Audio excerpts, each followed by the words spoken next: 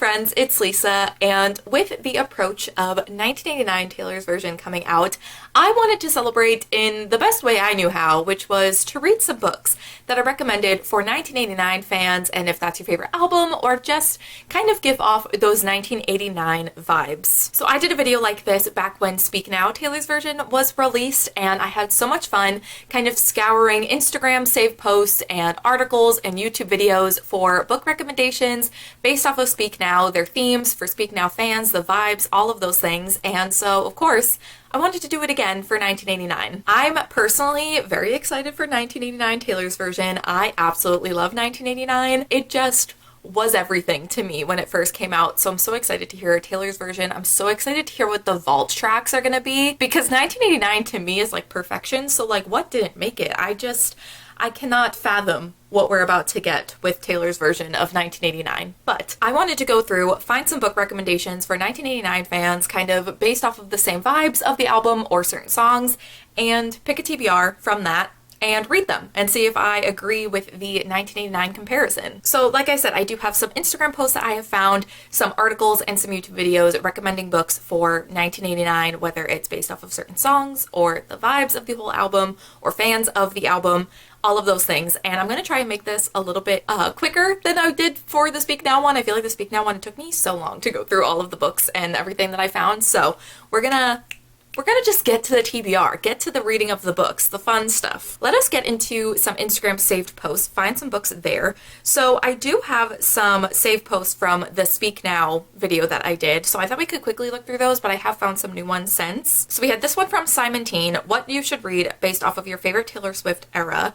And for 1989, it was The Summer I Turned Pretty, which I actually have not read yet. So I think that could potentially be an option. Aardvark Book Club also posted for different albums as well.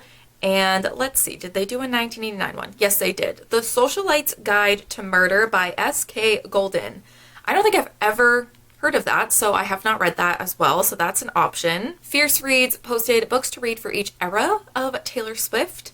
And 1989, oh, there's two options. Stars and Smoke by Marie Lu, and it goes like this by Miel Moreland. I don't know if I'm seeing the name correctly because it's a little tiny, but I've also never read any of those. I feel like we're going to have a lot of options and a lot of things for me to decide with this TBR. And then random house posted what to read based on your favorite Taylor Swift era. So let's slide over to 1989. We have Just As You Are, Such Big Dreams, Sirens and Muses, and Unlikely Animals. All of those which I have not read. So already we're off to a good start, but I did find some more Instagram posts, some different ones from the last time. I found this from Presley Reads Romance. It's Taylor Swift albums as book recommendations. For 1989, we have It Happened One Summer by Tessa Bailey. I've never read a Tessa Bailey before, and I kind of am interested in reading this one just because it is so popular. Oh, and this one from Breeze Bookmark is specifically romance recommendations inspired by 1989. So this is all 1989 recommendations. We have Emma of 83rd Street, The True Love Experiment, that's by Christina Lauren, which I know who they are. The Deal by Elle Kennedy, Red, White, and Royal Blue by Casey McQuiston, The Roughest Draft, Set on You, Forget Me Not, Will They or Won't They, Meet Your Match, Just My Type, Happy Place, For This Love, Slay, Stars Collide, Addicted, Boyfriend Material. That's by Alexis Hall, and I have read something from them before. Oh, Yours Truly by Abby Jimenez, one of my fave books. You Are in Love. Oh, that's so cute. Magnolia Parks, which I don't really have an interest in reading, but those are all of the recommendations there. There's a lot of good options there, I think. Then we have this post. It's 1989 songs as books, so this is all 1989 recommendations. A Brush with Love, X's and O's. The Final Offer, is that the first? That can't be the first book in the series, right? Isn't the fine print the first one? I probably should read the first ones first, right? Crushing, is that what that's called? Crushing, I've never heard of that. The Rehearsals, You Deserve Each Other by Sarah Hogel, I have heard of that. I've heard mixed things, but there are a couple people that I know of that really love that book. Oh, Twisted Games, heard of that. That's another popular one. The Roughest Draft has shown up again. Okay, I have one more Instagram post, but I've already found so many recommendations. So I want to get to the articles and the YouTube videos as well. So this one is Songs from 1989 as book couples. So I figured there's going to be some book recs here. Alex and Henry from Red, Bright, and Royal Blue, have read. Okay, Daisy Jones 6, have read. I've read Her Royal Highness. I've read Strange Dreamer. Why did I save this? I probably didn't look through it. The Night Circus, I've read. Oh, Delilah Green Doesn't Care. I have not read that yet. Potentially. Oh, Chain of Gold, I've read that. Oh, If We Were Villains, I have not read that. And Shatter Me, I also haven't read that. And I feel like that's one of those books I'm probably never gonna read, but I see it, potentially. I could be convinced. Okay, so those were all of the Instagram posts. Now I'm going to take a look at some of the articles I found. So this one is by Paste Magazine, and it's book recommendations for every Taylor Swift era, and also all of the ads being dresses. Can you tell I'm going to a wedding soon? Actually, by the time this goes up, the wedding has happened. Anyway, let's get to the 1989 section. 1989, Throwback by Maureen Gu and The Fiancé Farce by Alexandria Bellfleur. I don't know how to read. I don't know what gave you that impression. Okay, so I've heard of Maureen Gu before just as an author in general. I know a lot of people really like her contemporary books, but The Fiancé Farce I have heard of as well, and I've heard good things about it. So that's an option. The next article is from Penguin Random House, and it's what to read based off of your favorite Taylor Swift era. I think I looked at this one for the Speak Now vlog. Okay, 1989, This Love, The Road Trip by Beth O'Leary. Oh, and there's more for 1989. Okay, that was for specifically This Love. For Welcome to New York, French Kissing in New York. I've never heard of that book before. Okay, so I've heard of The Road Trip, though. They don't really explain why they've picked these songs. I mean, Welcome to New York, French Kissing in New York, that's pretty self-explanatory, but they don't really explain why they chose them for those songs, but I have heard of The Road Trip by Beth O'Leary before, so that's potential, or that has potential for the TBR. And then we have Literary Hub. This is 10 books for Taylor Swift's 10 eras. Okay, for 1989, it's Animals by Emma Jane Unsworth. I don't know if I've heard of this. For some reason, it looks familiar, or I feel like I've heard of it, but I don't really know much about it. Okay, so those were all of the articles. I definitely think there were some options in some of those. And now I have a YouTube video, once again, from Gabby Reads recommending books for 1989, which I think I might just watch off camera instead of trying to react to every single book that she mentions. But then I also found a short on YouTube that was recommendations for 1989. So I will play that and we can watch that together. Oh god, too fast, too fast. I could never be a book talker. Okay, so I can pause it, right? Oh, I can. Granny can pause it. Okay. Once Upon a Broken Heart by Stephanie Garber for Wonderland. I am so intrigued by the series because it's so popular. Everyone's obsessed with it, but I did not like the Caraval trilogy. So I'm like, do I give this a chance? I don't know. Style was that the right move? I have read or Mile High, whatever one it was. I have read both of those. Clean, we have The Silent Waters. Trying to read through the caption. I have not read that. I assume that that's a romance. I'm assuming all of these are romances. Bad Blood, Twisted Hate. That's the second time this series has also shown up. The Final Offer by Lauren Asher. That's also shown up a couple of times. Out on a Limb as well. That's such a cute cover. I've never seen that before. Okay, so that was the short. Definitely potentially some options. Once Upon a Broken Heart. It's like one of those books I'm so intrigued by, and I feel like the only way I'm going to read it is if I read it for a video, so maybe. But now I'm going to go watch Gabby's video and just look through, see what she recommends, and then we'll come back and I'll kind of show you and tell you which one she recommended that I'm considering. Okay, I just quickly watched Gabby Reads' video of her recommendations for the different songs on 1989, and I had 4 that I have not read that I have an interest in. So one of them was In 5 Years. The other was Josh and Hazel's Guide to Not Dating. Another was The Bromance Book Club, which I think Gabby may have recommended in the Speak Now video as well. That came up, I think, in the Speak Now vlog at some point.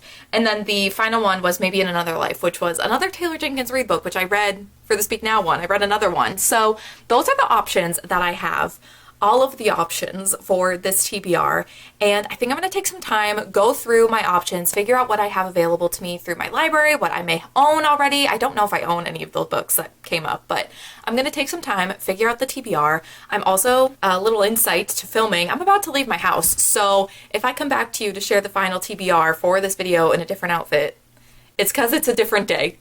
But I'm going to go take some time to figure out the TBR, and I'll be back once I know exactly what I'm going to be reading. Okay, it has been a few days since I filmed that intro, finding all of the recommendations, but now I have 3 books that I think I'm going to be reading for this video. And before very quickly we get into the actual TBR and what I plan to read, I do want to acknowledge the somewhat lack of diversity within this TBR, and just a lot of the options that I found. I feel like there is a bit of a challenge with themed TBR videos when you're basing it off of recommendations that you're getting. I, even after filming that intro, went and looked at even more articles and Instagram posts trying to find even more book recommendations, because when I went to look at the list of books I had acquired, it was a lot of white authors. There weren't a lot of authors of color on that list, and it's also a challenge when I'm trying to find books that I have access to, whether I own them already or can get them through Libby or Hoopla or Scribd or whatever it is. So there is a bit of a challenge there as well, and I just want to fully acknowledge that, and I'm hoping going forward with more of these like Taylor Swift book reading vlogs, or just like themed vlogs, themed reading vlogs in general, my TBRs can be a bit more diverse than this TBR. I just wanted to acknowledge it and know that I am aware of that. Let's just get into what I am going to be reading for this video. So one of the books I'm going to be reading, I had to find one that was set in New York. It just had to be done. And this one is, it is The Socialite's Guide to Murder. This book is by S.K. Golden, and it's set, I think, in the 1950s in New York City. And I believe like famous people and fame is involved. So it just seemed like a good choice for the 1989 era. Okay, if that door back there looks like it's in a different spot than it just was, it's not a ghost, I promise. It was the cat.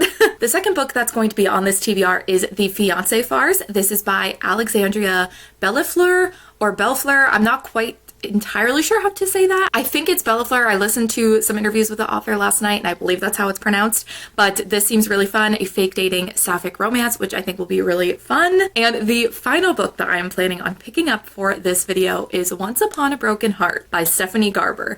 I feel like if I was going to read this book, I had to do it where I was vlogging and documenting my reactions, because I think I said in the intro, I do not like the Caraval trilogy. I really didn't enjoy it, but this book, everyone is obsessed with it, and I want to know why. I want to see if I like it more than the Caraval trilogy, or if I'm being led astray, if this author's just not for me. I'm just very curious about it, so I figured it would be the perfect time to pick this up. But yes, those are the 3 books that I'm planning on picking up to test if they are good recommendations for the 1989 album. Do they remind me of the album or certain songs in any capacity? Do I think 1989 fans will like these books? We will be putting it to the test. But yes, that is it. Those are the books we'll be reading, and I will check back in with you all once we start reading these books.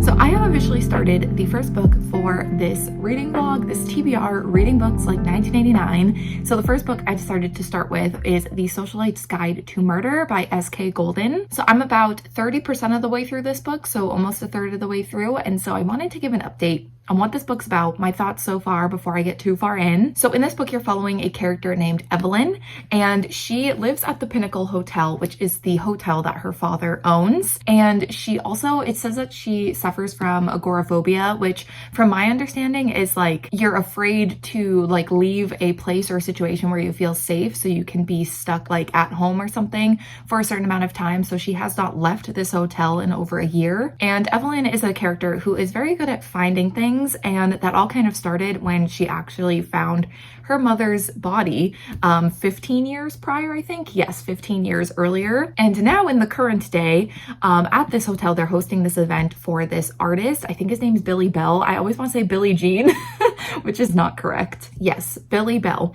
He is like unveiling this piece of art that he has been creating, and the night of the party, the sheet is taken off of the painting and the painting's missing. It is not there. So there's this kind of investigation as to where this painting has gone off to.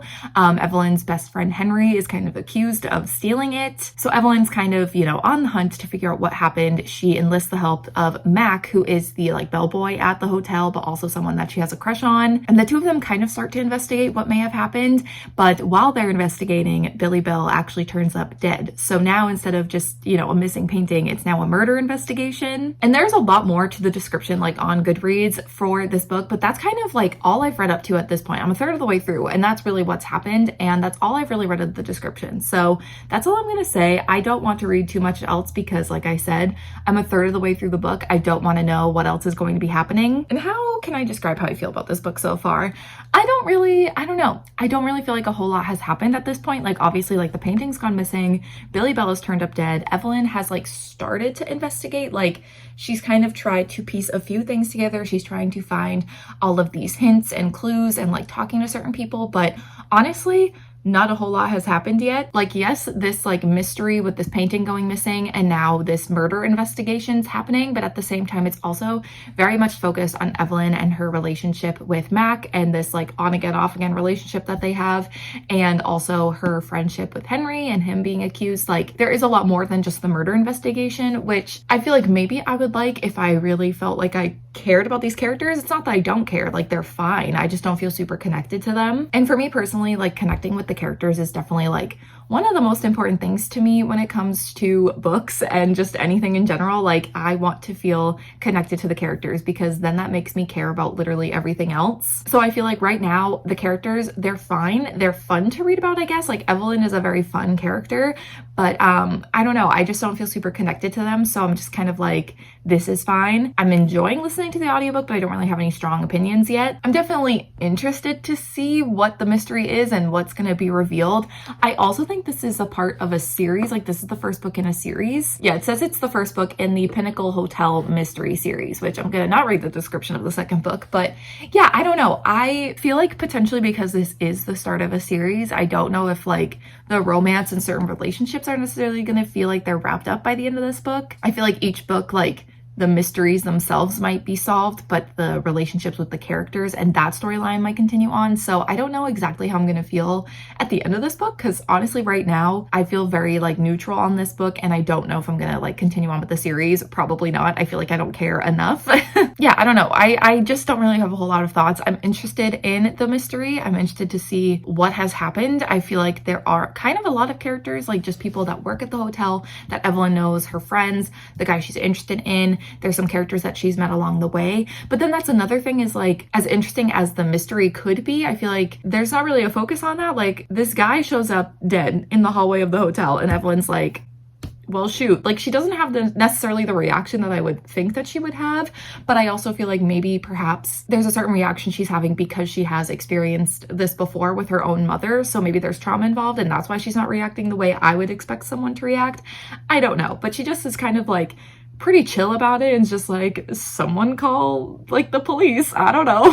But then right after that, like, because she's good at finding things and has this like reputation for doing that, this person comes up to her and is like, these parents lost their child, can you find her? And she's like, yeah, sure. Finds the kid, returns the kid to the parents, and it's like, okay, like, I'm sure this kid is going to become relevant to the investigation. Like, already this child has provided some insight and some information to Billy Bell and what may have happened to him. So I understand that it was like setting up a relationship for Evelyn to have with this girl so that she can get like that girl's insight. But it just, I don't know, it was just like, okay, like, sure, I guess we're doing that now. I don't know. I just don't feel strongly about it, to be honest. But I am interested to see what has happened in the mystery. So I'm going to keep reading. But honestly, like, it's fine. It's fine so far. I don't know how much I'm going to have left to update. Like, I might just update you again once I finish the book, because I feel like I don't really have a whole lot to say, because I just don't really feel much of anything for this book. But I'm interested to see where the mystery goes. And as of right now, I don't have any predictions as to what has happened. So that's nice. I feel like one thing that I appreciate with mysteries and thrillers is when I can't predict everything that's going to happen, because I tend to do that and then it ruins my experience reading these types of books. So right now I have no idea, which I'm happy about, and we'll just see where it goes and what happens and how I end up feeling about it. Okay, well, with the power of editing, it's not going to be obvious how long it has been since I've updated this vlog, but it's been a bit, so hello. But I'm here to give my final updates on The Socialite's Guide to Murder by S.K. Golden, and I don't know if I said this at the very beginning of this video in the intro, but I am going to be doing 2 different rating systems for these books. I'm going to be doing the typical 5-star rating scale just based off my enjoyment and my thoughts on the books, but I'm also going to be rating these books on how I feel like similar and how good of a recommendation they are for 1989, for the album I'm reading these books for and like comparing to. We're gonna see if it's a good recommendation or comparison to 1989, but we will get to those ratings for this book in a minute. I do want to share some quick thoughts first though.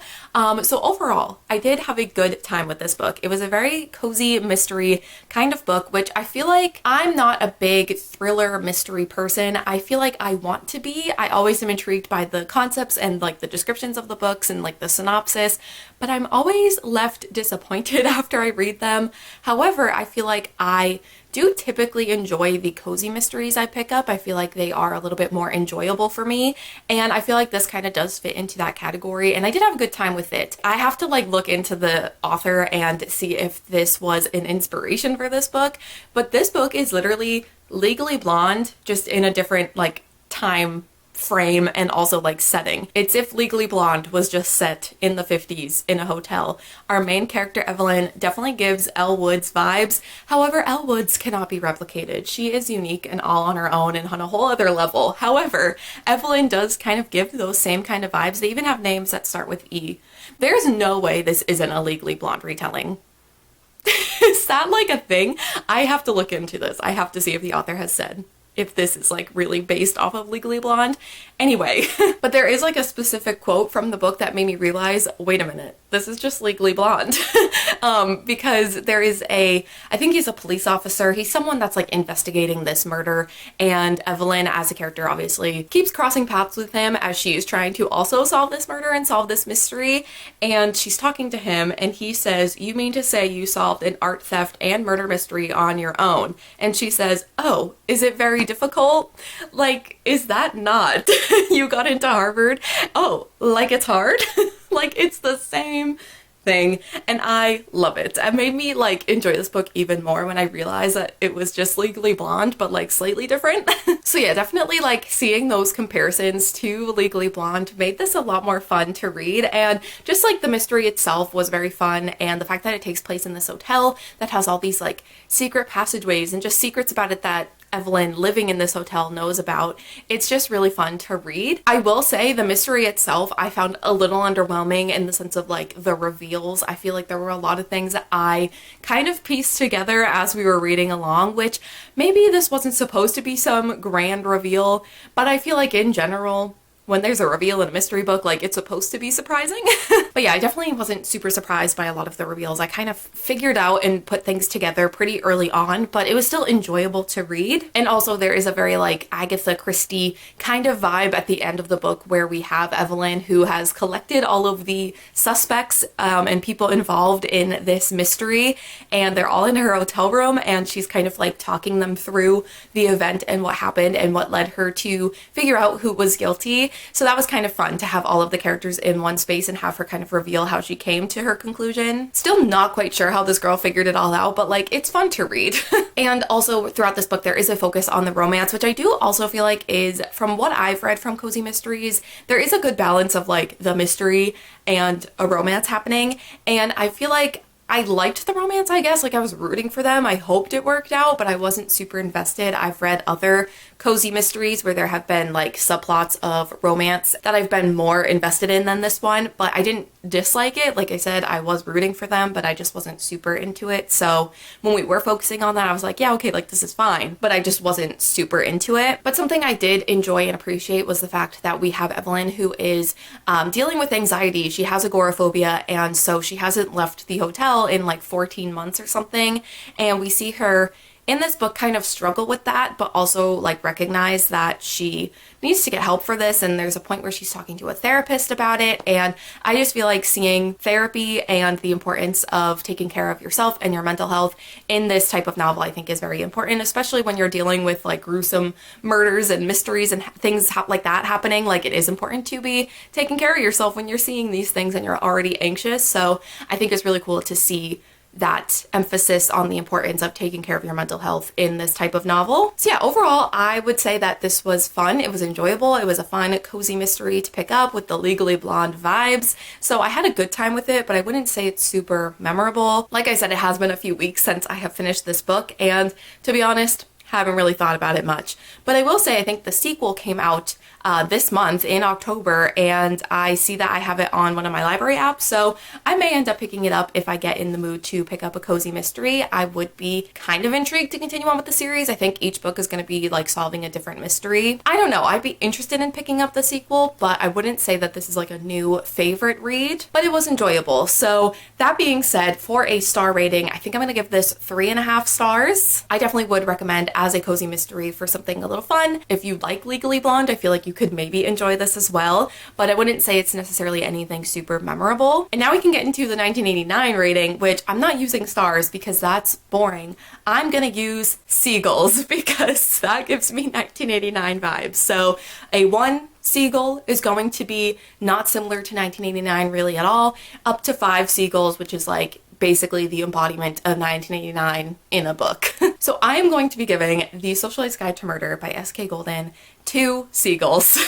That sounds so ridiculous. At least when I did Speak Now, I did like Purple Hearts, which was like a little less ridiculous, but the seagulls, I feel like it's gonna make me laugh every time. But yeah, 2 seagulls. I definitely don't feel like this is like the worst recommendation for 1989 as an album because this book is set in New York.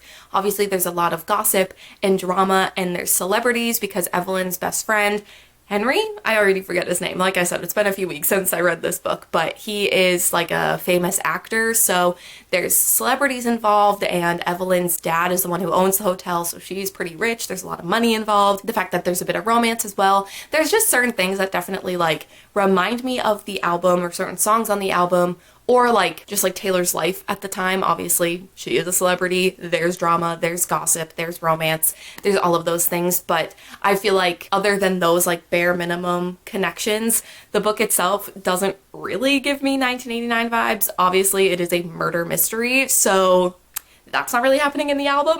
But for more than just that, it doesn't really give me a lot of 1989 vibes in general, just like the barest minimum of things. So I think I'm going to give this 2 seagulls as a comparison to 1989, but hopefully as we continue on, the books will become more and more similar. So yeah, overall a 3.5 star rating. Enjoyed it, but not super memorable. And as far as how it compares to 1989, I definitely understand why it was recommended in a comparison to this album, but I definitely think we can do better and find something that is more similar to 1989.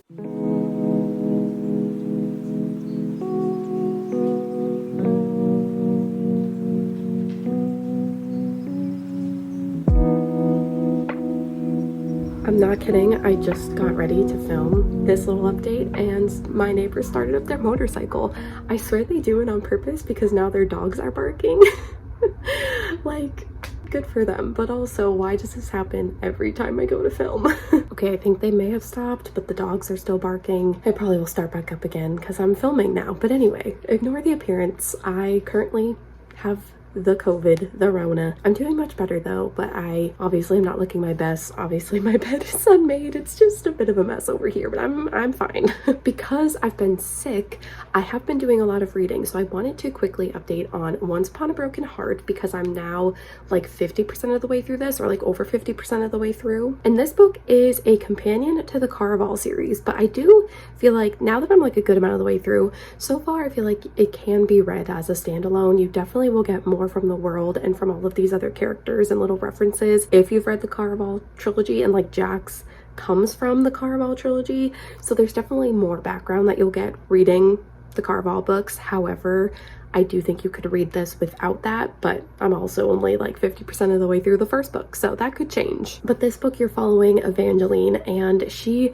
has grown up believing and being told, you know, not to make a deal with any of the fates, the immortal fates, which are these like godlike magical beings, but they're not the best. And a lot of times when you do make a deal with them, a lot of times it's not what you anticipated. They trick you a lot, they deceive you. This book starts off with Evangeline, of course, making a deal with the Prince of Hearts, which is Jax. He is one of the, I think, is it 9, 13? One of the many fates. I don't remember how many there are.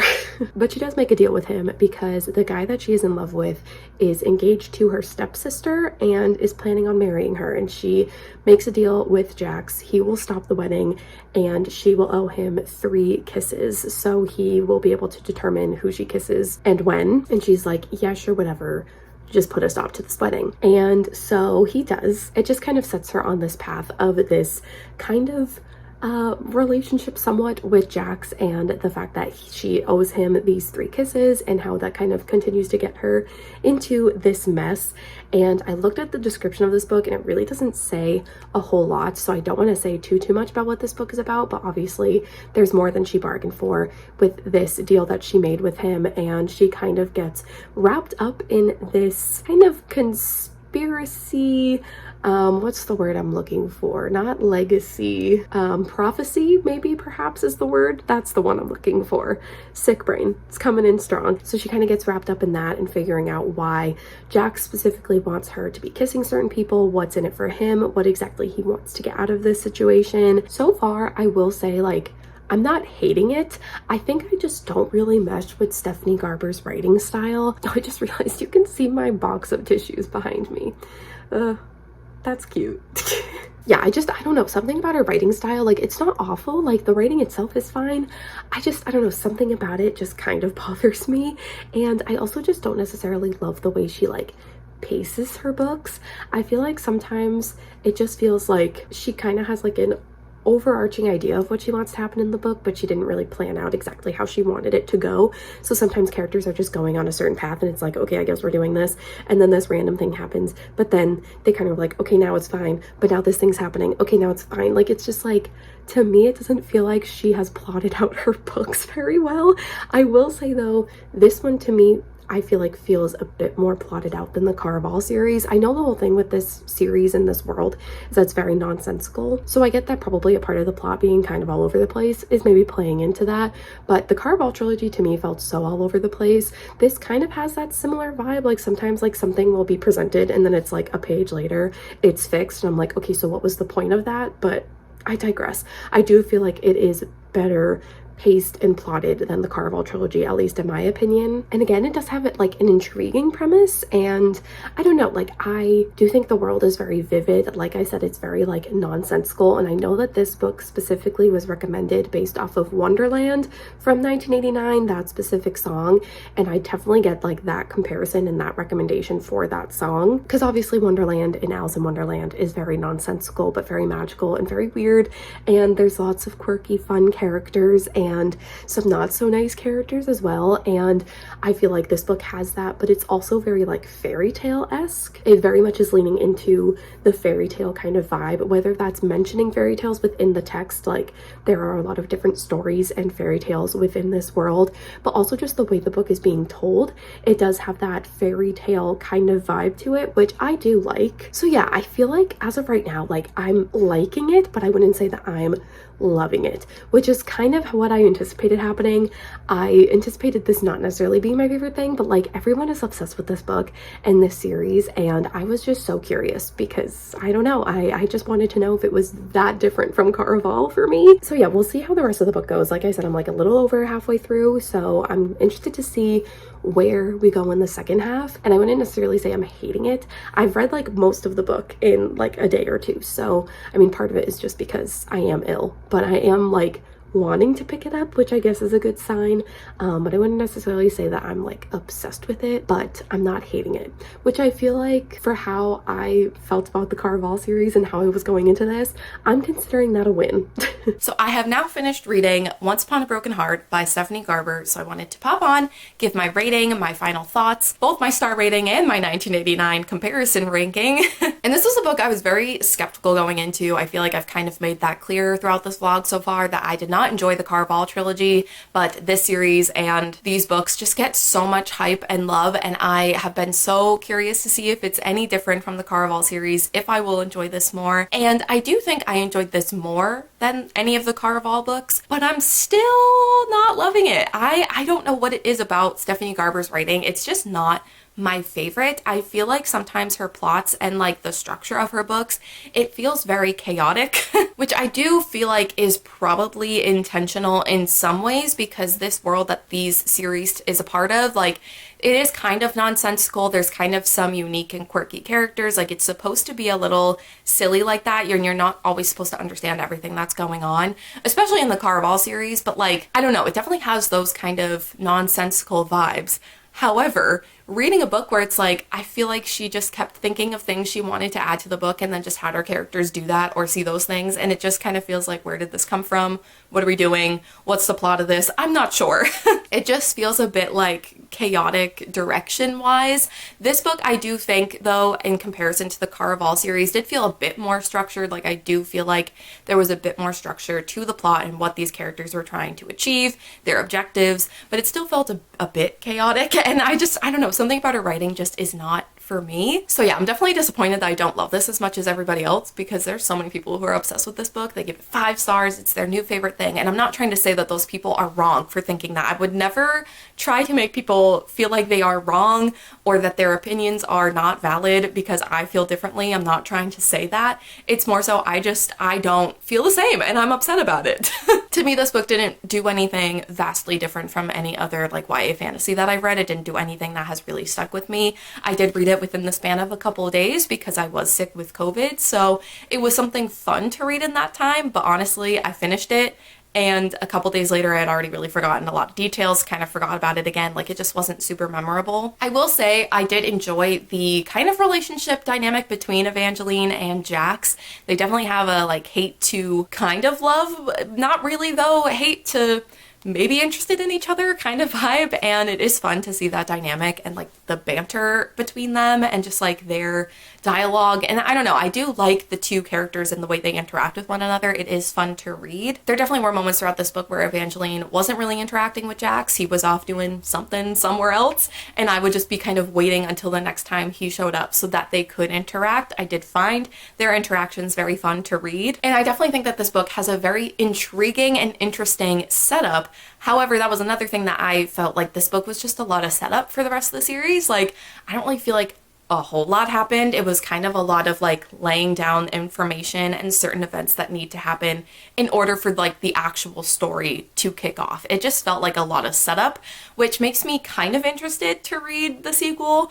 But I don't know, the same thing happened with the Caraval trilogy. I read the first book, thought it was like fine, and heard really good things about the second and third books, and I felt like there was a lot more potential with where the series could go, so I continued on, and I did not like the second and third books. So I'm hoping that this, if I do continue on, is a different situation. I hope I don't think it's gonna get better and it doesn't, like it did with her other series, but I do feel like where this series is going, what it has set up in this first book, it has me intrigued. Plus, I feel like everyone loses their mind over the way the second book in the series ends, and now I'm curious. I need to know.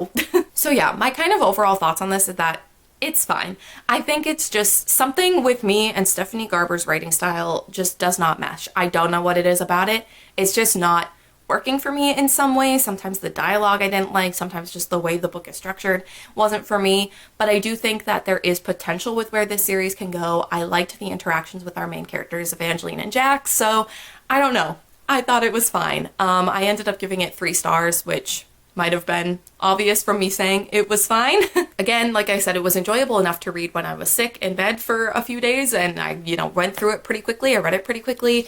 It was enjoyable enough, but definitely not anything that I'm obsessed with, but we'll potentially continue on and read the sequel, and I think the third book is coming out soon. It might even be out at this point, I'm not sure. But as for a 1989 rating, on a scale from 1 to 5 seagulls, I'm actually going to give this 4, because this book was specifically recommended in a YouTube short where they recommended it based off of the song Wonderland from 1989, and I think that is a perfect recommendation for the song. Like I was saying earlier, this world is kind of nonsensical and quirky in a way. It does kind of have Wonderland vibes to me, and the characters are a bit unique and quirky as well. And like specifically the lyrics, we took a wrong turn and we fell down the rabbit hole. You held on tight to me because nothing's as it seems, spinning out of control. That's this whole book. That is the whole vibe. And also, didn't you calm my fears with your Cheshire Cat smile? If that's not Jax and Evangeline, I don't know what is. Like, I do think that this is a perfect song for this book. Like, this is a perfect book to recommend for this specific song off of 1989. And like specifically, nothing's as it seems, spinning out of control. Like, nothing is as it seems in this world. There are a lot of things and a lot of secrets and a lot of prophecies and just things that Evangeline does not know, and a lot of things that she's being deceived by. And so she doesn't quite know what's going on, but things are getting chaotic, things are spinning out of control. So it definitely has those vibes. I definitely feel like this is the perfect recommendation for Wonderland. But the reason I'm not giving it 5 seagulls is just because I feel like this is perfect for this specific song off of 1989, which is what the creator who made this short was recommending it for, but it definitely doesn't give the whole vibe of 1989 like as a whole. It doesn't embody the whole album. However, for this specific song, which is what the person was recommending it for, it's great. So 4 seagulls, a 3-star rating, and we'll just see how the last book in this video goes. Hopefully a better rating, both star rating wise and 1989 rating wise.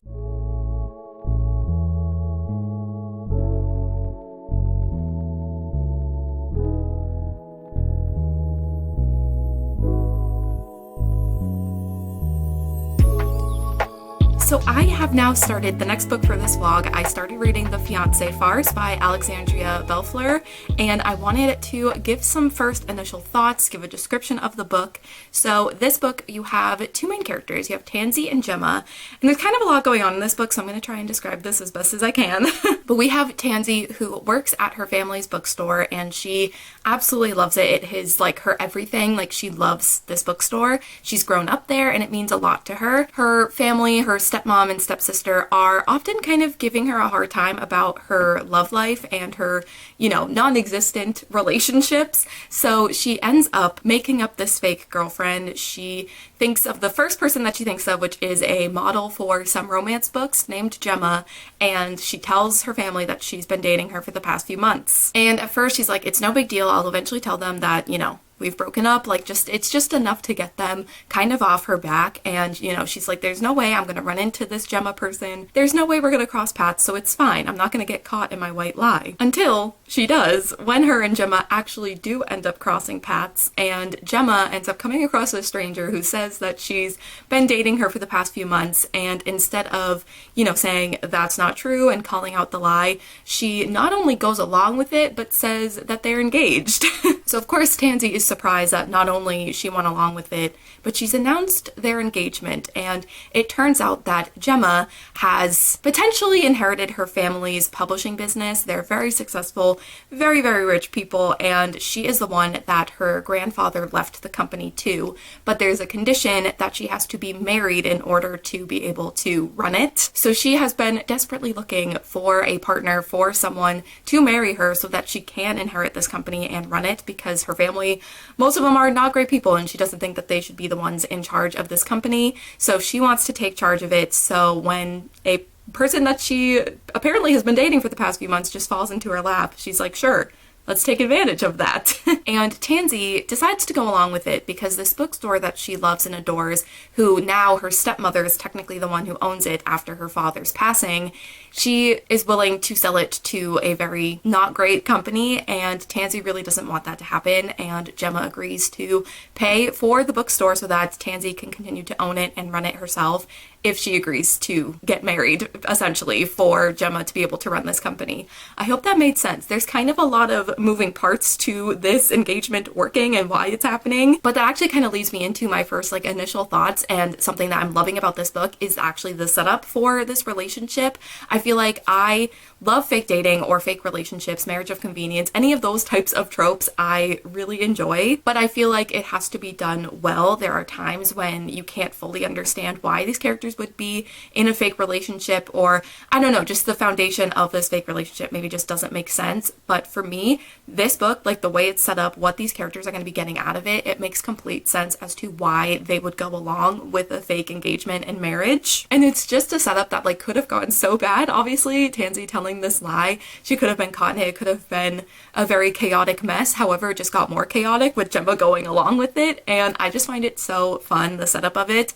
And I also just really like the characters. They're very fun to read about. We do get the perspectives of both Gemma and Tansy, which I think is really fun, and I like being in both of their perspectives. I like both of them. They're very distinct characters, so it's very easy to tell whose perspective you're in. Did I say how far into this book I am? I'm 37% of the way through, so I'm a little over a third of the way through, and it's going really fast. I'm just really enjoying it. I feel like out of the 3 books that I've read for this vlog, this is the one that I'm definitely enjoying the most so far. We'll see where it goes in the, whole second half or over second half of this book that I have left to read, but right now I'm really enjoying it. Obviously, Gemma and Tansy are technically strangers when they make this agreement to be engaged, so it's kind of fun seeing them actually get to know each other and seeing them kind of start to develop real feelings for one another, and their banter and their just dynamic with each other is so fun to read. I'm just thoroughly having a great time reading this. And I remembered when I was reading this last night, I was like, oh yeah, reading this for the 1989 vlog, where I need to be thinking about if this book reminds me of 1989, and I actually do feel like I'm getting strong 1989 vibes. We'll see how it continues on, but I definitely feel like it's going to be fun to continue to read about their relationship and see how it develops, and see if maybe some of the more love songs and relationship songs on 1989 relate to them as I continue on. But I definitely already am just getting some similar 1989 vibes, kind of similar to The Socialite's Guide to Murder, just the fact that there is a lot of rich people and money and fame and drama and gossip and all of those things. Like, did I say gossip twice? I might have. But I feel like a lot of those things surrounding Gemma specifically and her family, I feel like definitely gives me kind of Taylor vibes.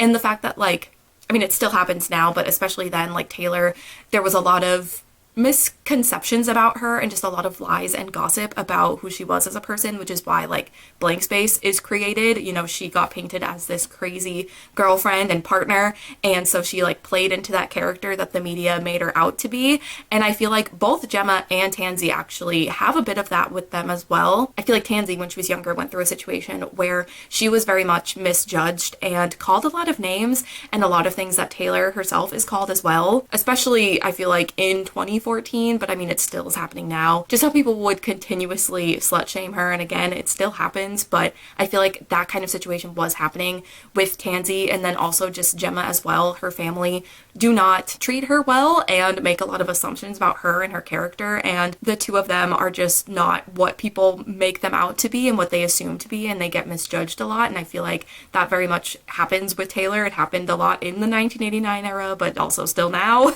So yeah, I definitely am getting some significant 1989 vibes, whether that's particular songs or just like what Taylor's life was like at the time. And I feel like as I read and see more of their relationship and like the actual love between Tansy and Gemma actually grow and that foundation for a real relationship start to happen, I feel like it's just gonna be more and more 1989 vibes. How many times have I said vibes in this vlog? I apologize.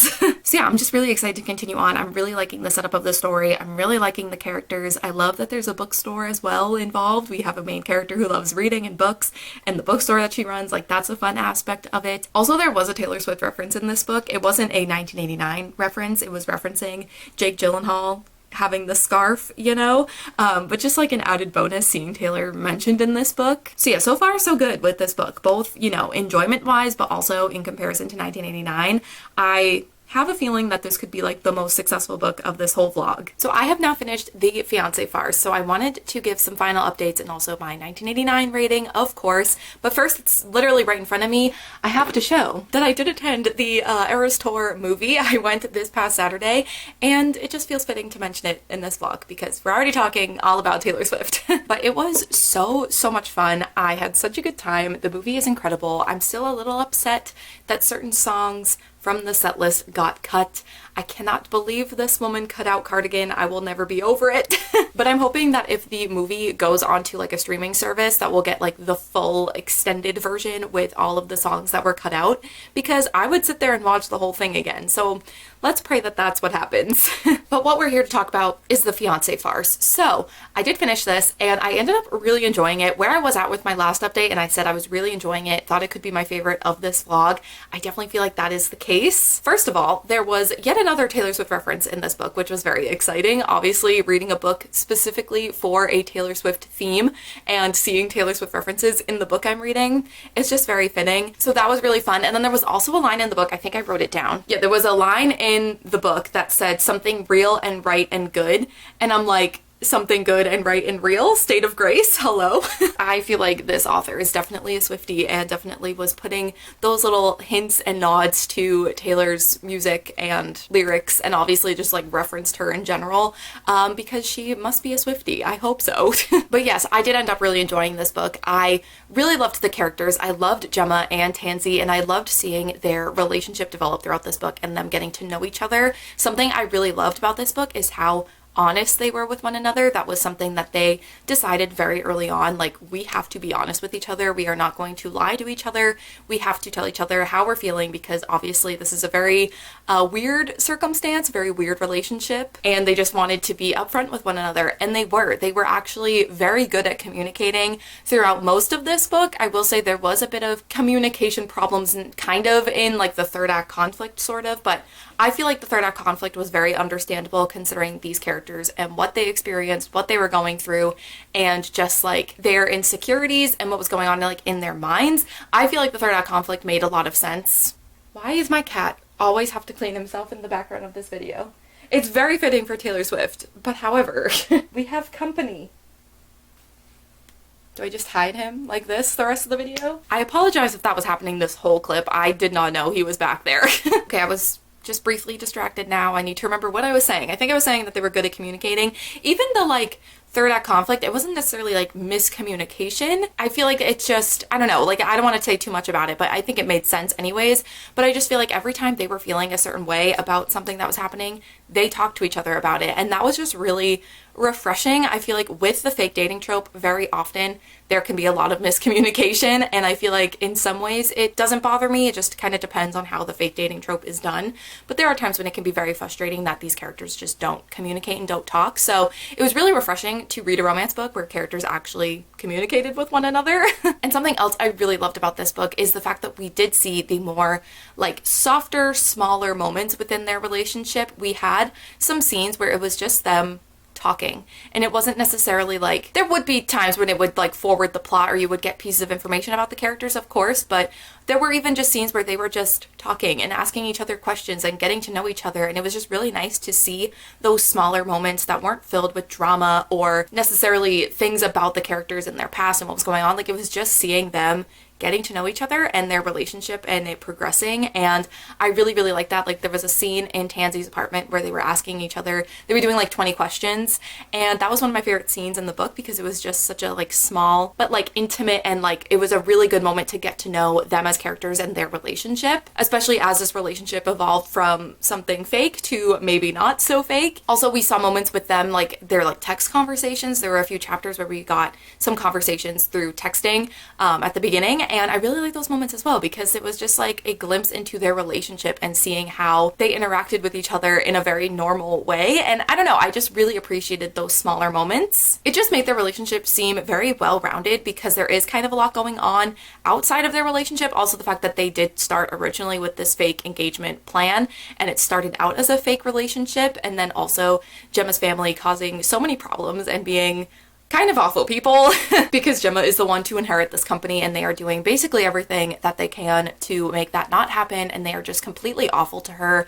And Tansy's also trying to save her bookstore, and she has, you know, this very complicated relationship with her stepfamily. So it's just really nice to see those softer, nicer, more subtle, cute moments, and it just made the whole book and their relationship seem very well-rounded. I also really loved the friendship dynamics within this book. Gemma has this group of friends that she's very close with, and once Tansy is introduced to the picture, most of them are very accepting of her and just bring her into the group. And I just loved reading those scenes because I really loved Gemma's friends, especially her friend Teddy. He was just so much fun to read about. I loved his character. Yeah, it was just really, really fun to read about that dynamic and her friends being so supportive and there for her, and basically being Gemma's family when her real family were not being great people. And I just love that kind of dynamic. I love like a found family sort of situation, so it definitely had those vibes and I loved reading those scenes. I think my one issue with this book is that sometimes the writing could be repetitive. There were times where certain phrases and certain conversations would happen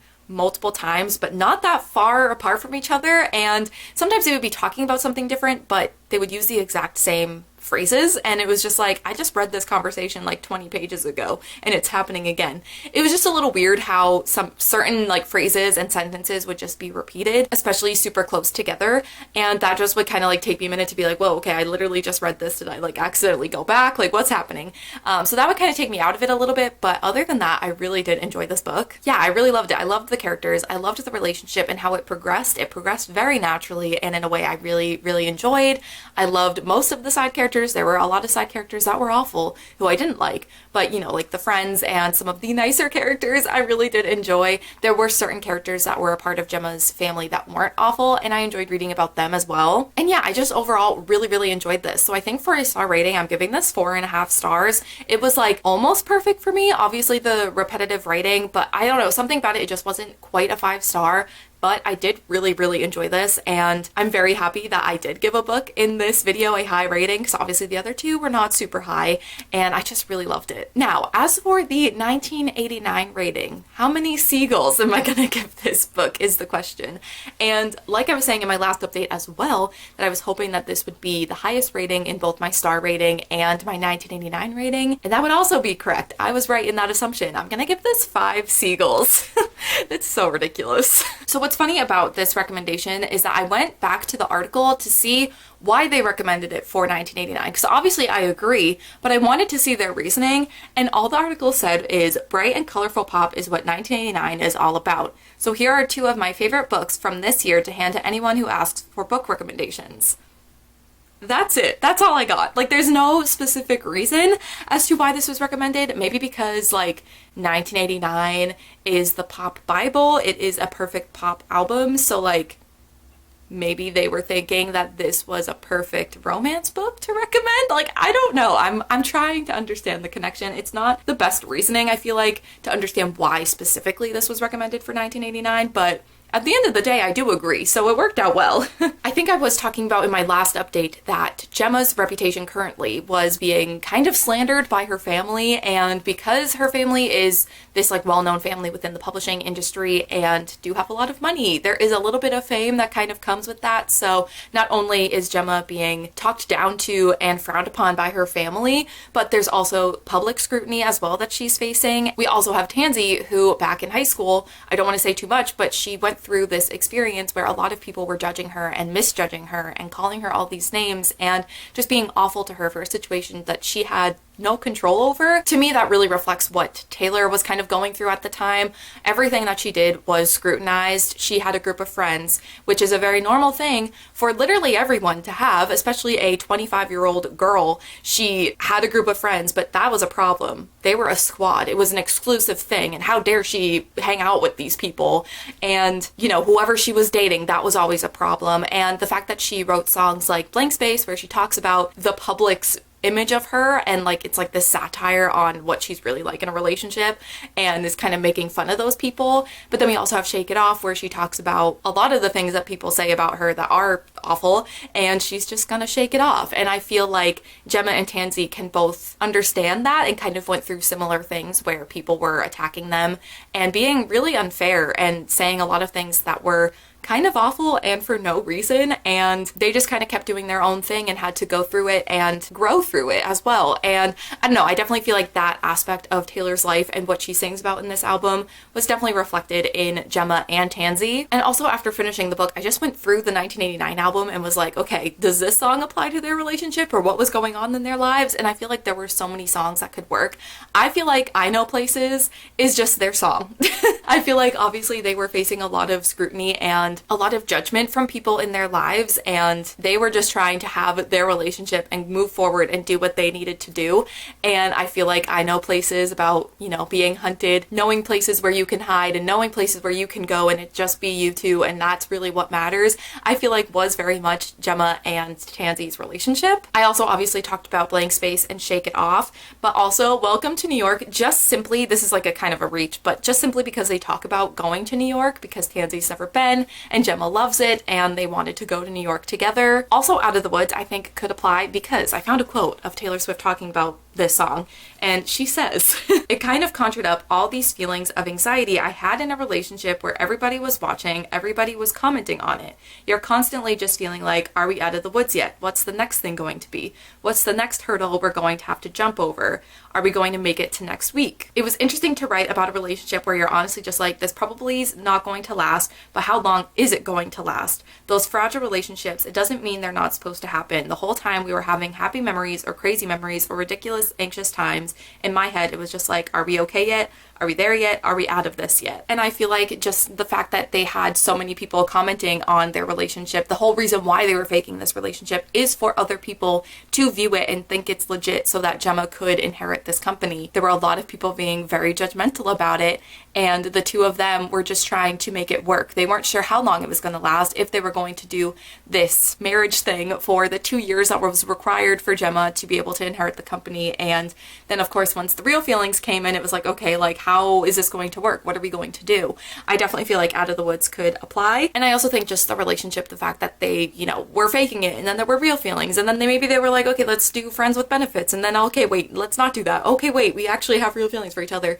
It was very all over the place on top of everyone viewing it and commenting on it. So I definitely feel like that works for that as well. And This Love, I also think could apply to them as well. Basically, there's a lot of songs that I think could apply to this relationship. relationship, which is why I'm giving this a 5 out of 5 Siegel 1989 comparison ranking. And just the fact that there were a couple of Taylor Swift references in this book, it doesn't really factor into the rating, but it is just kind of an added bonus. So yeah, this was very, very successful for this vlog. It gave it 4.5 star rating for just enjoyment, but also 5-star Siegels, because this was definitely the book that I read in this vlog that was the most similar to 1989. It really checked off all of the boxes. But that is it. Those are all 3 books I read for this sort of 1989 taste test video. Definitely had some varying results, both with my enjoyment of these books, but also if they did compare to 1989 at all. However, I really enjoy doing this. I think it's so fun to really see if I agree with the recommendations. I think it's such a fun way to choose a TBR, and obviously talking about Taylor Swift and her albums is just like my favorite pastime. So this is really just